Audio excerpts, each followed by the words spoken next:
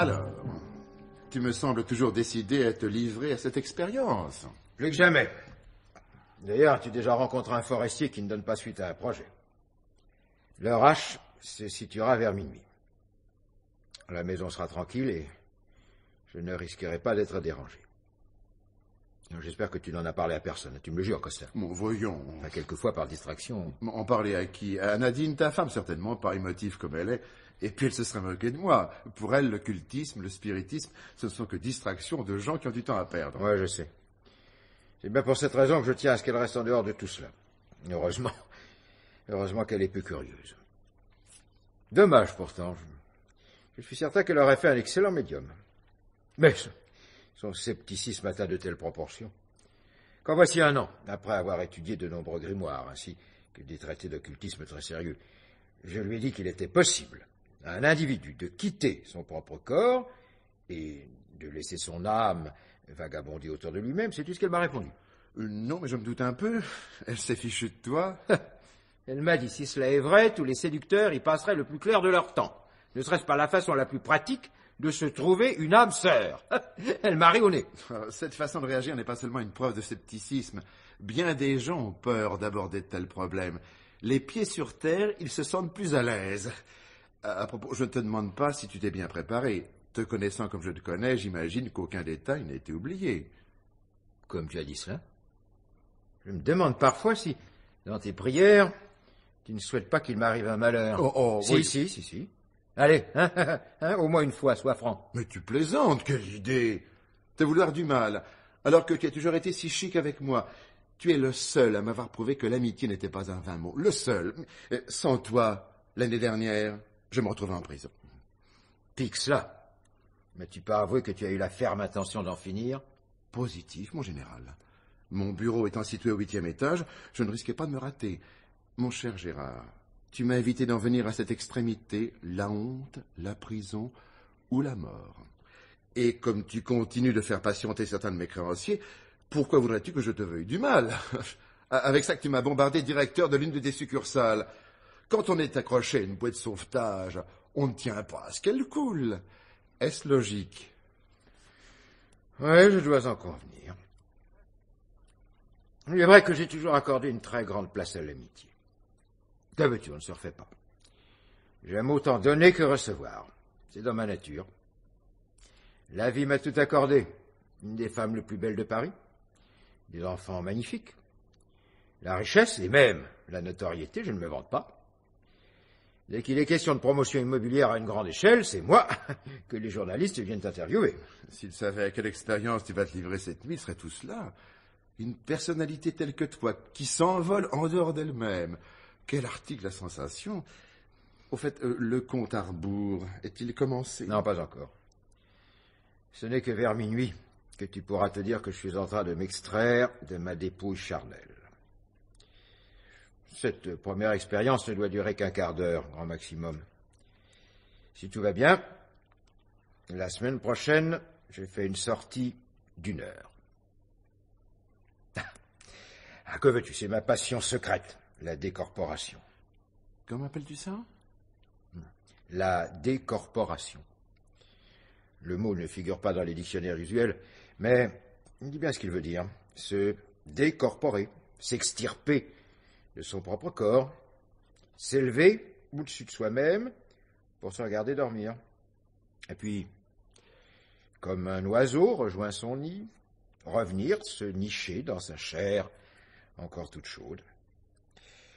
Vois-tu, j'imagine aisément la joie qu'ont dû éprouver les cosmonautes américains quand ils ont regardé leur terre natale. Ils sont trouvés à 300 000 kilomètres. Tu seras moins loin. Évidemment. Mais contempler son propre corps, à distance, même à quelques mètres, ne crois-tu pas que c'est encore plus prodigieux? Qui croirait que Gérard Forestier, le Selfmade Man, président et directeur général de plusieurs sociétés, peut devenir aussi lyrique qu'un collégien lisant ses premiers vers? Ma façon à moi de conserver ma jeunesse d'esprit. Allez, Maurice, il faut me laisser maintenant. Car j'ai besoin au moins d'1 heure pour me concentrer. Oui, je sais, tu m'as tout expliqué en détail. Si je le voulais, il me serait facile à moi aussi de me décorporer. Tu crois? Eh ben, ne t'avis surtout pas de le faire sans m'en avertir. Ça peut être très dangereux. Surtout au retour, au moment de la réincorporation. Certains cas de mort subite ou de perte de la raison ne s'expliquent pas autrement. Aucun risque. Personnellement, je n'ai pas envie de promener ma petite âme et de la tenir suspendue au-dessus de moi comme un ballon rouge. Je me demande si tu me prends au sérieux. Mais détrompe-toi. Je sais qu'il ne s'agit pas d'un enfantillage, je vois bien à ton regard. Tu n'as pas un peu le trac? Bon. Oui, comme toujours quand je me lance dans une nouvelle entreprise. Mais ça passera. Allez, retourne dans ta chambre. Demain, je te raconterai mon périple. Sans rien oublier. Alors, mon vieux Gérard, il me reste à te souhaiter un bon voyage. Et ne ramène pas une petite âme sœur. Nadine n'apprécierait pas la situation.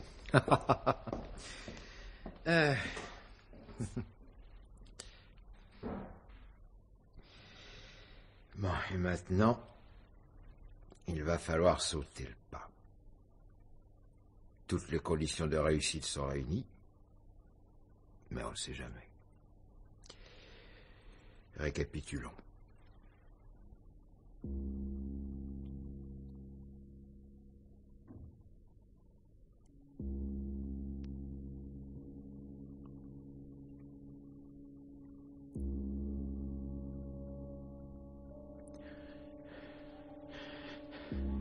Bientôt le moment. Oui, je le sens. Une lourdeur dans tout le corps. Comme si mes veines charriaient du plomb. Je suis comme écrasé dans le fond du lit. Lourd. Lourd. Surtout ne pas se débattre. Surtout.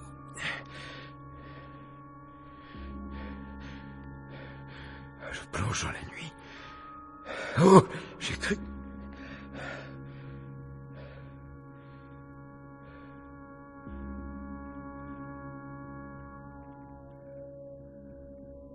Déjà. Mais oui.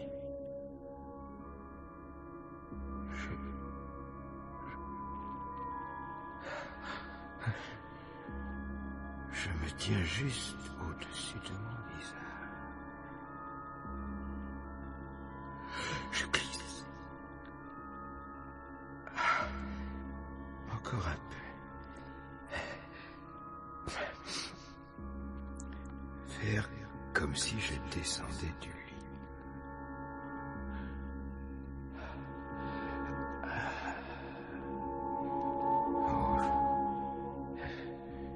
Je n'ose pas. Je n'ose pas m'éloigner de moi. Encore temps de revenir. Oh, surtout pas de panique. Tout ira bien.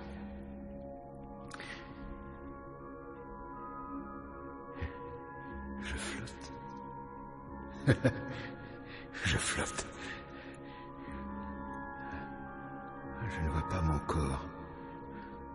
Il fait trop sombre. Encore un peu. Encore un peu. Ah, quelle sensation indicible. Oh, oh, c'est extraordinaire. J'ai traversé le mur aussi facilement qu'un rideau de fumée.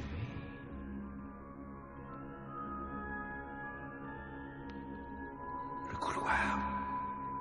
Je glisse sur ce rayon de lune. Oh, quelle griserie. Où suis-je maintenant? Dans le salon. J'ai l'impression que tout baigne dans une clarté bleuâtre.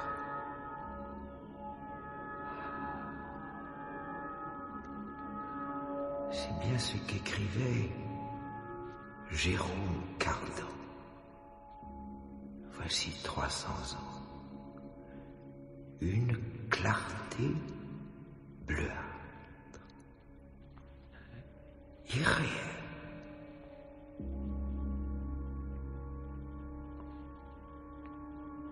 Encore un mur. La chambre de Nadine. Ah non, non. Il faut que je revienne. Mon esprit est invisible, mais qui sait?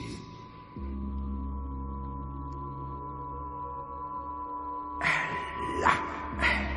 Je me faufile dans le mur. Ma chambre. Oh. Quelle terrible impression de se voir soi-même. Son propre corps, sans vie. Je le vois malgré l'obscurité. On dirait un cadavre. Bon, attention. C'est le moment crucial.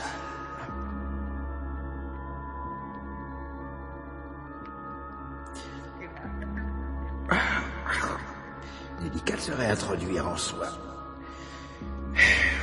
Bon ben, ne nous affolons surtout pas. Le premier essai a été négatif. C'est souvent le cas, paraît-il.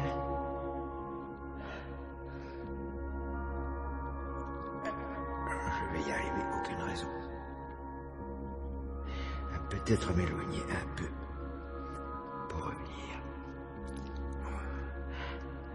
Mais... mon Dieu, c'est incompréhensible.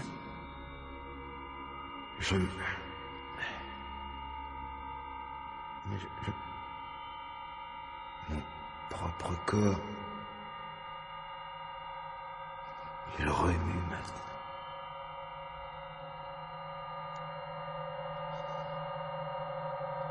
Assis dans le lit.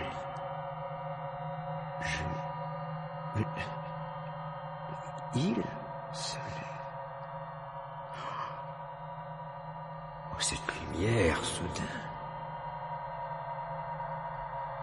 Il sourit. C'est moi, en train de sourire.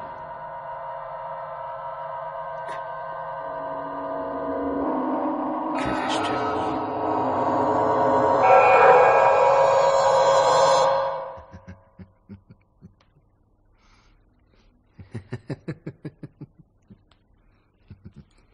Gérard. Gérard. M'entends-tu? Hein? Entends-tu ta voix? C'est la mienne maintenant. Je te parle avec ta voix. Je ne te vois pas et pour cause. Un esprit, même le tien, est toujours invisible pour un regard humain. Mais je sais que tu es là, quelque part, tout près. Alors, qu'en penses-tu? Quelle surprise, hein? Tu me reconnais? Non? C'est moi, ton ami Maurice Costa, ton cher ami. Ouais, mais évidemment, tu ne peux pas me répondre non plus. Un esprit ne parle pas. Il vaut mieux d'ailleurs. Ça m'évitera de t'entendre me traiter de tous les noms. Je vais donc me contenter de monologuer. Comme je n'aime pas parler tout seul, du moins en avoir l'impression, je vais être bref.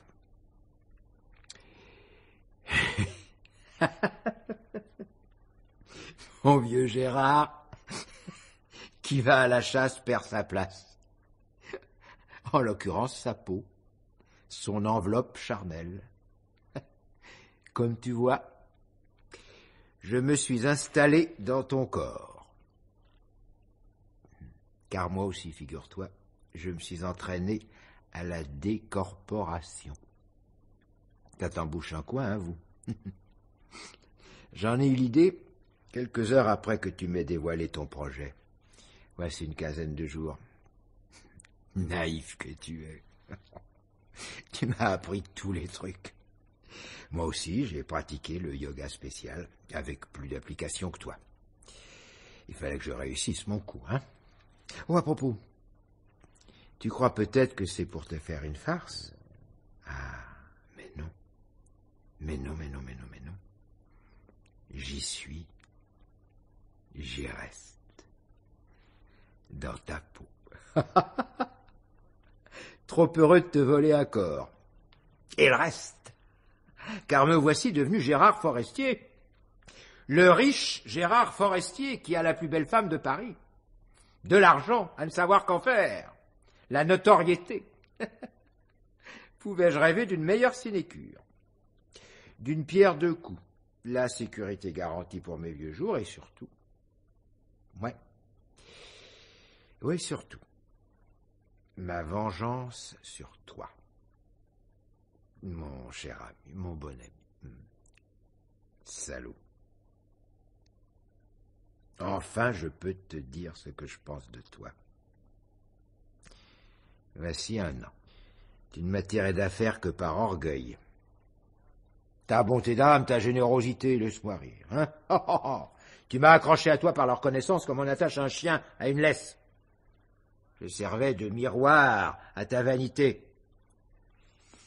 Comme j'aurais voulu t'étrangler chaque fois que tu m'as exhibé devant tes amis en disant d'une voix forte que sans toi, j'étais perdu. Et à tous, tu racontais mes malheurs en détail.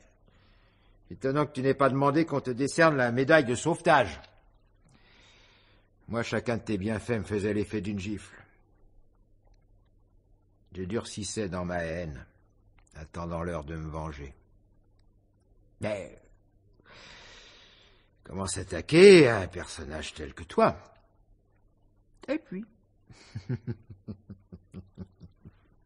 puis voici qu'un jour, tu me parles de ton expérience de décorporation. Bon, je t'aurais embrassé, crapule. Tu m'offrais toi-même l'occasion inespérée d'une vengeance parfaite.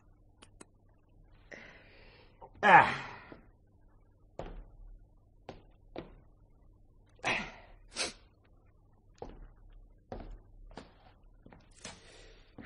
Tu sais que je me sens très à l'aise dans ta peau. Hein? C'est vrai que tu es encore bel homme. Enfin que je suis bel homme, dois-je dire désormais, car toi, c'est moi à partir de cette nuit. Je suis Gérard Forestier, le grand architecte. Gérard Forestier, le promoteur chéri de la grande finance. Ah, moi, les budgets de 2 ou 3 milliards. J'ai la ferme intention de m'en tailler une petite part. Oh, dommage que je ne puisse pas voir ta tête. Ah ouais, impossible, c'est maintenant la mienne. Pour l'instant, t'as l'air de jubiler. Hein. Tout ton être respire la satisfaction béate. Bon, assez parlé. Sais-tu où je vais? Rejoindre la belle, la pulpeuse, la séduisante Nadine. Il y a longtemps que j'en rêve. J'ai l'impression que tu vas faire des prouesses cette nuit. Tout le plaisir sera pour moi, évidemment. Adieu, mon âme.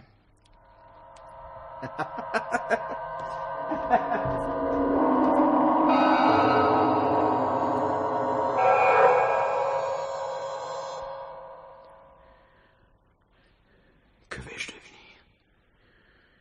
Je ne peux pourtant pas craquer au voleur.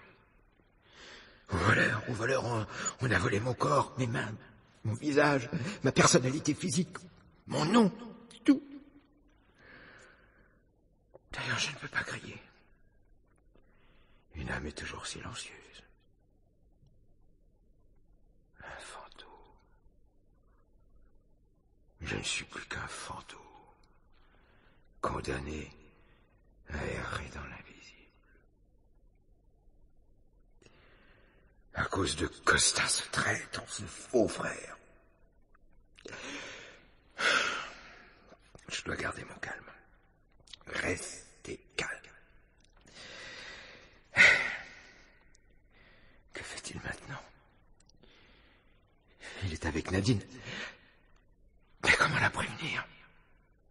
Je ne sais plus quoi faire. Pris au piège.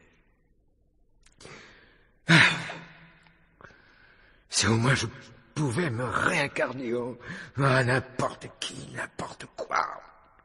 En chien pour mordre ces costas de malheur. En serpent pour le piquer, en chacal pour les déchiqueter. Pourquoi pas en puce pour l'obliger à se gratter. Pauvre de moi.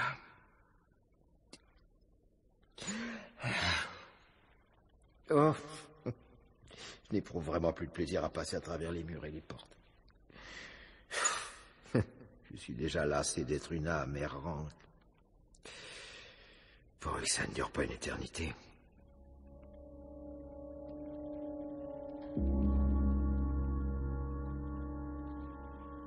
Tiens. Me voici sur le toit. Je flotte au-dessus de la maison. Il y a de la lumière dans la chambre de Nadine. Je vais... Mais que puis-je faire? Elle croit que c'est moi.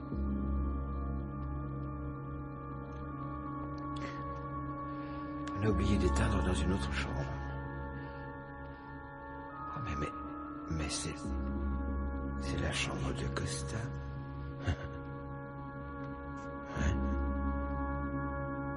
Il est là, étendu dans son lit,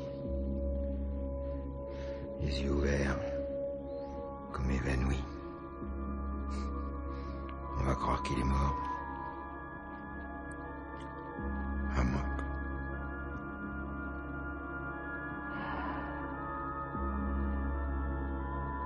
Ah oui. Pourquoi pas? L'imbécile. Il aurait dû cacher son corps. Je vais y entrer.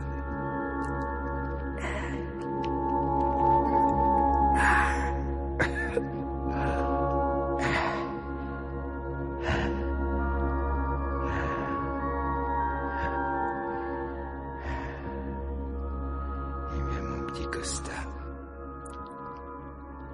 À nous deux.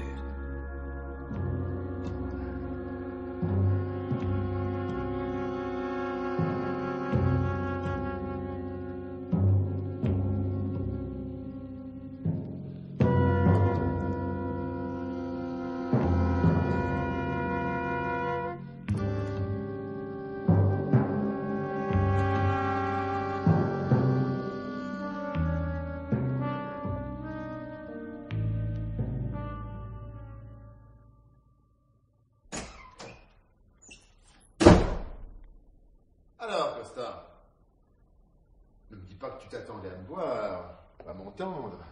La surprise se lit sur ton visage. Te voir, c'est moi que je vois. C'est ma voix que j'entends. Toi, c'était moi hier encore. Hein? Oh oui, je suis trop bien placé, hélas, pour le savoir. Toi, c'est moi, et moi, c'est toi. Du moins en apparence, et pas pour longtemps. Tu ne t'imagines tout de même pas que moi, Gérard Forestier, je vais me contenter d'être Maurice Costa, tandis que toi, tu prendras ma place. Ah bah moi, j'imagine très bien. Que peux-tu faire pour qu'il en soit autrement? Dire à tous quel imposteur tu es? Dire la vérité? Et tu penses qu'on va le croire? Comment expliqueras-tu la chose? Il te faudra apporter la preuve que toi c'est moi et que moi c'est toi. Mon pauvre vieux, on t'enfermera chez les fous. Non, c'est impossible, non. Il y a bien un moyen. Je raconterai tout. On te forcera à me rendre ma peau, on t'y forcera. Ah, du calme, du calme. Dans quel état tu te mets? Tu me menaces alors que tu devrais me remercier. Te remercier, mais tu plaisantes. C'est de mauvais goût, ta façon de me narguer. Tu oublies que je t'ai laissé mon corps. Ton corps, ton corps de parasite, de traître, Ouais, beau cadeau. Ne fais pas le difficile, tu as pu t'y réincarner faute de mieux. Avoue que je n'ai pas profité de l'occasion pour te rayer de la liste des vivants. Pouvais tout faire autrement? Oui, je pouvais. Une fois devenu Gérard Forestier, en me glissant dans ta respectable personne, il me suffisait de tuer Maurice Costa. En simulant un suicide, par exemple. Et toi, tu restais pur esprit, âme errante, condamné à flotter dans l'invisible. On reconnaît que je me suis montré magnanime. Magnanime, toi. Je crois plutôt que c'est la peur qui t'a fait agir ainsi, la peur. Tu préfères me voir en chair et en os que de me sentir rôder autour de toi, sans savoir où je suis vraiment. Et puis, en me regardant, tu peux à la fois mesurer tout l'éclat de ta victoire, et toute l'ampleur de ma déchéance, t'es content. Je me fais l'effet d'une loque humaine. Tu me vexes. Après tout, j'étais pas si mal que ça. J'avais du succès auprès des dames. Mieux encore, j'étais plus jeune que toi de 5 ans. Dans un sens, tu gagnes à cet échange. Je t'ai livré un corps sain, bien équilibré sur tous les plans, du muscle et pas de ventre. Tandis que toi, regarde, tu m'as laissé une petite bedaine qui prouve que tu ne te surveillais pas. Je vais être obligé de faire de la culture physique. En cachette d'ailleurs, Nadine a paru surprise quand je lui en ai parlé. J'avais oublié que tu avais une sainte horreur du sport. Inutile de songer à faire de la barre fixe ou du footing, car tu ne profiteras pas longtemps de la situation. Je vais te tuer, Costa, te trouer la peau. Ne sois donc pas stupide. Tu parles comme un enfant, me trouer la peau. Me trouer la peau équivaut pour toi à te suicider. Et puis, que raconteras-tu à Nadine et aussi à la police pour justifier ton geste? Que toi, c'était moi et que, etc., etc. La camisole de force est tout ce que tu pourrais espérer. D'ailleurs, j'ai prévu cette éventualité. J'ai pris certaines dispositions. Tu ne m'en voudras pas trop de ne pas te dire lesquelles. Non, crois-moi, ce que tu as de mes affaires est de prendre patience et surtout de t'habituer à être Maurice Costa. Si tu veux, je vais te donner les adresses de mes petites amies. Assez, tu abuses. Je sais bien que je suis pris au piège. Alors, que vas-tu faire? Nadine? Je n'ai pas de confidence à te faire. Aux yeux de tous, Nadine est ma femme. Elle porte mon nom, celui de Forestier. Tu m'empêcheras pas de lui parler. Pour lui dire quoi? Et puis... Es-tu si certain d'elle? La crois-tu vraiment mystifiée par moi? Elle est peut-être ma complice. C'est si pratique qu'un amant devienne un mari. Crapule. C'est ignoble. Jamais, Nadine. Tu salis tout sur ton passage. Tu ne sais même pas être vainqueur. Même dans ma peau, tu restes un triste cire. Tu es un être ignoble. Je suis surtout gagnant. Et gagnant sur tous les tableaux. Tu ne peux rien contre moi. Obligé de jouer le jeu. Autrement, on te trouvera bizarre. Très vite, on pensera que tu es en train de perdre la raison. On le pensera, sois-en sûr, j'y veillerai. Je te fais confiance. Tu peux. Bon, maintenant, je te prie de me laisser car j'ai beaucoup de travail. J'en suis à évaluer ta fortune. Quel bel héritage tu me laisses. Je te croyais pas si riche. De quoi vivre 2 fois centenaire. Centenaire, dis-tu? Centenaire. Tiens.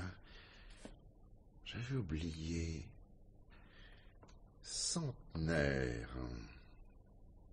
Qu'est-ce que tu veux dire?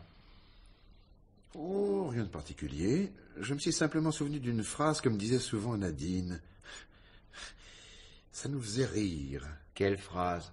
Tu demanderas à Nadine, n'est-elle pas ta femme? Intrigué, hein? Te voilà de poser des questions. Toi qui espérais me voir ramper à tes genoux. C'est que je suis un vieux renard. Je reste Gérard Forestier. Un lutteur, qui ne s'avoue pas vaincu, un vrai lion, même déguisé en chacal, c'est-à-dire en Maurice Costa. Tu ne m'impressionnes pas, je peux encore te faire courber les chines. Un mot de moi, un ordre, et tu ne fais plus partie de mon personnel. Renvoyé, sans indemnité, au chômage, menacé de crever de faim. Je te tiens, Gérard, enchaîné. Car tu l'ignores encore, mais tu n'as pas un sou en banque. Et moi, je ne t'aiderai pas à faire patienter tes créanciers. Ils vont bientôt te retomber sur le dos, te harceler. Surtout si je n'offre plus ma garantie. Tu ne m'auras pas, Gredin. Un Gérard Forestier ne reste jamais sans ressources, même dans la peau d'un bon à rien. Je vais te le prouver. En attendant, j'exige. Tu m'entends bien? J'exige que tu viennes me voir tous les matins à mon bureau, à 10 heures précises. Voilà, je vais donner des instructions à la secrétaire. Et pourquoi? Il demande pourquoi. Mais tout bêtement pour te montrer à quel point je te remplace très avantageusement. Par ailleurs, je veux te voir perdre de ta suffisance, jour après jour. Avant une semaine, tu me supplieras de te donner un bon de caisse, quand tu n'auras plus un sou. Je présume que si je ne viens pas te voir chaque jour, tu prendras des sanctions. Soit. Je relève le défi. Je me réjouis même de ce contact quotidien. Tu sais que la vie réserve toujours des surprises. Au moment le moins attendu. Cause toujours. Eh bien, pari tenu, Monsieur Maurice Costa.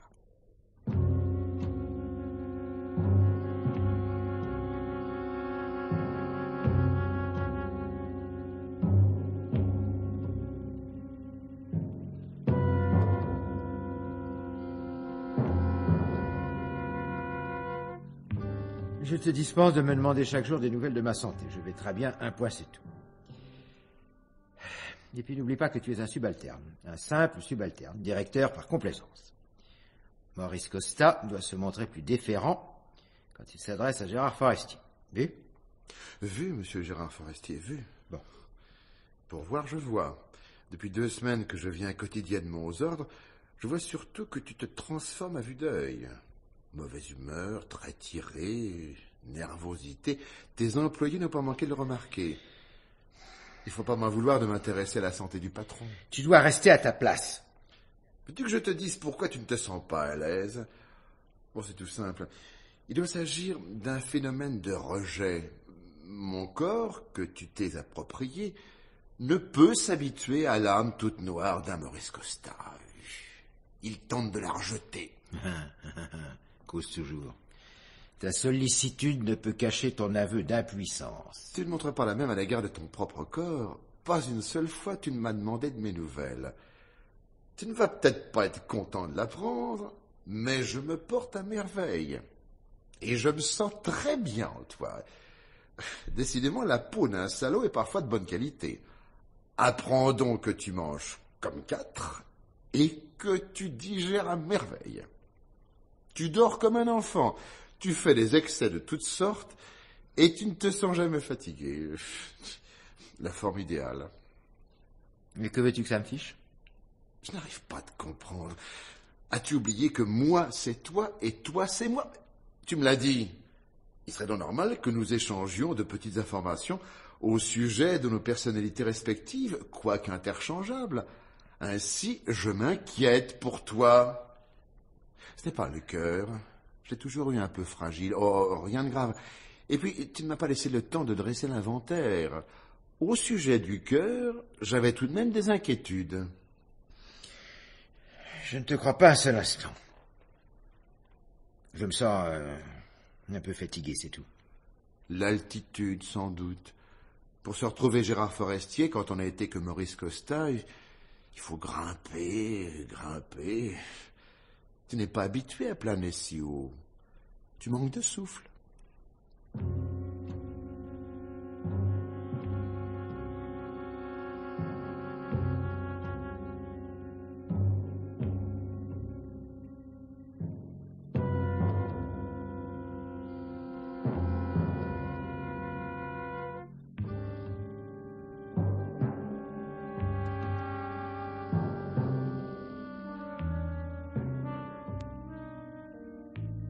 Que viens-tu faire ici? C'est à mon bureau que tu dois te rendre chaque jour, pas chez moi. Je te verrai la semaine prochaine. Je pensais bien faire. 3 jours d'absence, il y a de quoi s'inquiéter. Jamais le grand Gérard Forestier n'a abandonné si longtemps ses affaires. 3 jours. Tes directeurs ne savent plus à quel saint se vouer. Alors, que t'a dit le médecin? Ça te regarde? As-tu été délégué par le personnel pour prendre de mes nouvelles? Certainement pas. Tu pourras néanmoins leur dire que je vais assez bien, que dans quelques jours... Ne te fatigue pas, je viens de voir Nadine. 2 nuits blanches ont marqué ses traits. Avant même qu'elle n'ouvre la bouche, j'avais compris. Tu es fichu, Costa. Tu le voudrais bien, mais c'est faux. C'est faux, le docteur Berthaud était très rassurant. 15 jours au plus... Mon pauvre vieux, on en est déjà à te cacher la vérité. Misérable menteur. Tu veux me faire peur? Mais on m'a tout dit, tout. Non mais tout. du calme dans l'état où tu es. Veux-tu cesser ton persiflage? Où veux-tu en venir? Où? Mais là même où tu voulais que j'aille, rien d'autre. Seulement, les positions sont inversées. Je vois pas ce que tu veux dire. Oh non, tu as déjà oublié. Il était question que l'un de nous rampe au pied de l'autre, docile comme un chien. Et alors? C'est ça que tu veux, que je me mette à genoux devant toi pour te demander pardon? Mais jamais, tu entends jamais, même à l'instant de ma mort. Même te sachant condamné à brève échéance? Jamais, jamais, jamais, tu ne m'auras pas. Ah, dommage. Je te ferai pourtant une chance, une petite chance de t'en sortir. De quoi me parles-tu? C'est bien de toi. Encore un coup bas. Je voulais tout simplement parler d'une nouvelle décorporation. La même opération, mais à l'envers. Chacun retrouvant sa peau. Tu ne m'auras pas. C'est un idiot. Et j'ai maintenant la preuve que ma santé n'est pas si mauvaise. Sinon, irais-tu me faire cette proposition? Oh. Ainsi tu croyais qu'une petite faiblesse cardiaque me ferait assez peur pour que tu puisses me dicter tes conditions? Je suis pas si naïf. Nous verrons bien dans quelques jours. Moi, j'ai tout le temps. Ce n'est pas ton cas. Tu regretteras d'avoir laissé échapper cette occasion.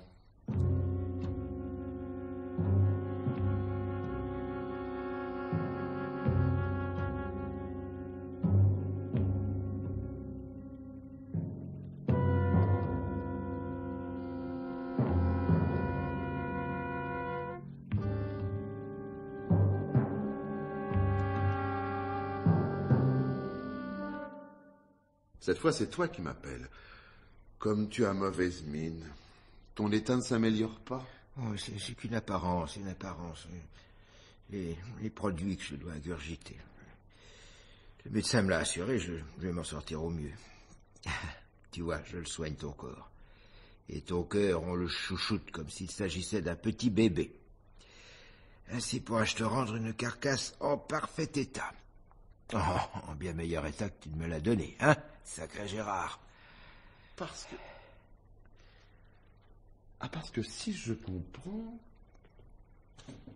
tu as l'intention de me rendre mon bien. Tout, tu pourras tout récupérer.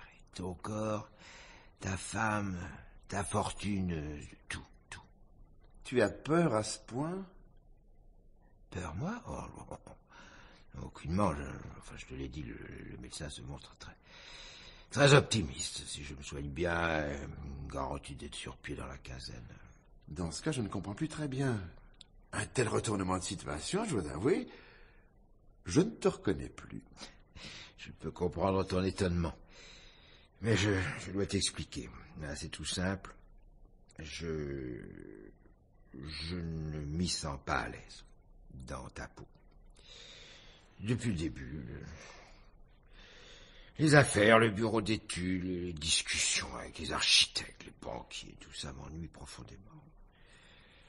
Et puis, il y a autre chose. Ne t'arrête pas en si bon chemin, continue. Ta femme, elle est très bien, mais... Elle n'est pas à ton goût, ma femme? Ah, je vois, en somme, tout s'arrange à merveille.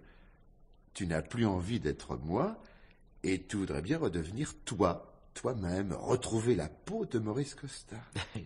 C'est tout bêtement, tout bêtement. Tout bêtement, en parole c'est facile, mais dans la réalité... Enfin, tu l'as dit toi-même, c'était tout simple. La même opération, mais à l'envers. Mais je t'avais dit également... Je t'avais dit que la décorporation ne peut être effectuée que par des gens jouissant d'une parfaite santé. As-tu oublié? Moi, il me faut la preuve certifiée par écrit de 3 médecins, tu entends bien, 3 médecins que tu es parfaitement rétabli. Normal que je prenne certaines précautions. Tu en aurais fait autant, non? Tu n'as pas l'air d'accord. Mais c'est moi qui prends le risque. S'il arrive un accident pendant l'échange, c'est moi qui en serai la victime. Oh, pas question, je veux une garantie. Crapule. À aucun moment tu n'as dit la vérité. De même que toi. Nous avons joué au chat et à la souris, à qui sera le gros matou. Mais c'est toi la pauvre petite souris terrorisée. Toi, la petite souris que je tiens dans ma gueule. Tu sais aussi bien que moi que mon cas n'a rien d'alarmant. Mais c'est vrai, je suis même certain que tu vas t'en sortir. Pour cette fois, oui. Mais à la prochaine attaque, tu as peur, Costa, terriblement peur de ce que la vie va être pour toi désormais. C'est l'unique raison qui te pousse à un nouvel échange. Je croyais que d'être dans ma peau te procurait un certain dégoût. On s'habitue à tout, même à un vêtement mité. Tant qu'on a la santé, n'est-ce pas, mon bon? Car en fait, Costa, tu n'as fait que voler mon mal. Tu m'as même volé ma mort, en m'offrant une vie plus longue. Je devrais te remercier. Tu triomphes trop vite. Dès que je serai sur pied, je m'occuperai de toi. Je vais te faire arrêter en t'accusant d'avoir falsifié la comptabilité. Voler dans la caisse, n'importe quoi. Peut-être vais-je crever, mais toi, tu pourriras en prison sous le nom de Maurice Costa. Est-ce la fin que tu prévoyais? Je suis assez au courant de la marge de mes affaires, et de la comptabilité en particulier, pour pouvoir te dire que tu déraisonnes déjà, mon pauvre vieux. Une fausse falsification, ce n'est pas facile à réaliser, tu peux m'en croire. Allez, tu ne m'empêcheras pas d'être là quand tu mourras. C'est pas encore pour demain. Mais j'espère bien. Il faut que tu meures à petit feu, lentement, en assistant à ta propre agonie. C'est ainsi que tu paieras ta forfaiture. Et moi, toujours présent, à te regarder mourir, je serai là aussi le jour de tes funérailles. Les miennes, tout compte fait. Il y aura certainement un ministre, peut-être 2. Ça ne me déplaira pas d'entendre dire officiellement tout le bien qu'il faut penser de moi. Que de regrets, quel vide je vais laisser. Dieu est son âme, dira-t-on. Qui pourra alors se douter qu'elle sera là, cette âme, dans la peau de Maurice Costa? Je vais tout raconter à Nadine, à la police, tout, la décorporation. Comment dis-tu, la quoi? Mais de quoi parles-tu? Ah oui, j'ai lu quelque chose là-dessus, la décorporation. Oh, tu n'es pas sérieux. On va croire que tu perds la raison. Le cœur, dans certains cas, ça monte au cerveau. Oh, la maladie fait plus de progrès que l'on pense. Tu déraisonnes déjà. Mais je peux prouver que toi c'est moi et moi c'est toi. Oh, c'est grave, c'est très grave. Toi, c'est moi. Oh, comme c'est drôle. Et moi, c'est toi. Pauvre Nadine, il va falloir que je lui dise, la préparer à cette triste nouvelle. C'est terrible d'avoir assisté à une telle déchéance. Mon pauvre vieux, encore si jeune. Oh, je te laisse. Je crois que j'entends le pas de Nadine. Je t'interdis de lui parler. On ne craint rien. C'est juste pour lui faire une petite cour discrète. À propos, blonde comme elle est, tu ne penses pas qu'elle fera une très jolie veuve?